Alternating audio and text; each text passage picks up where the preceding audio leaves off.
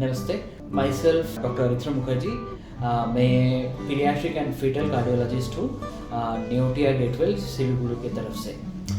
तो अक्सर ये एक क्वेश्चन पूछा जाता है कि फीटल इकोकार्डियोग्राफी क्या होता है, व्हाट इज़ फीटल इकोकार्डियोग्राफी। तो फीटल इकोकार्डियोग्राफी इज़ नथिंग, एक एंटीनेटल स्कैन है जिसमें बच्चे का जो फीटस है उसका हार्ट देखा जाता है। तो why do we need to see, हमें क्यों देखना है?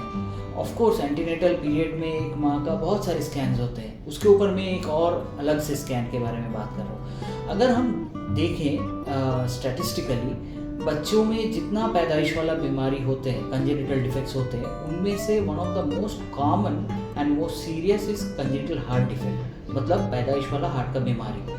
और 1% बच्चा ये बीमारी लेके पैदा होते हैं। अभी कभी कभी क्या होता है, अगर आपका प्रीनेटल डायग्नोसिस मतलब फीटल इकोकार्डियोग्राफी नहीं होता है और बच्चा जन्म के बाद पहली दफ़ा अगर इसका डायग्नोसिस होता है, बहुत टाइम ऐसे क्रिटिकल बच्चों में treatment as well as delivery planning नहीं हो पाता है और बच्चा शिफ्ट होते होते बहुत ज़्यादा ख़राब हो जाता है या फिर फैमिली रेडी नहीं होता है।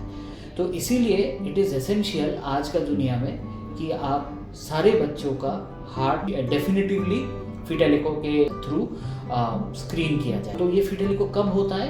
यूजुअली अराउंड 18 to 22 वीक्स, जब आपका 5 से 6.5 महीने का जो ड्यूरेशन है प्रेगनेंसी का, उसी टाइम हम करते हैं। इसमें कोई रिस्क नहीं इन्वॉल्व होता है, ये रूटीन अल्ट्रासाउंड की तरह ही होता है। इसमें बच्चे का पैदाइश वाला हार्ट का जो मेजर बीमारियां हैं सारे इसके थ्रू डायग्नोसिस तो हो जाता है और इसके साथ आपका एक ट्रीटमेंट का प्लान भी बन जाता है। पेरेंट्स को पता भी चल जाता है कि ये हार्ट डिजीज़ कितना सीवियर है, उसका खुद से ठीक हो जाएगा या इसके लिए मेजर ओटी का ज़रूरत रहेगा।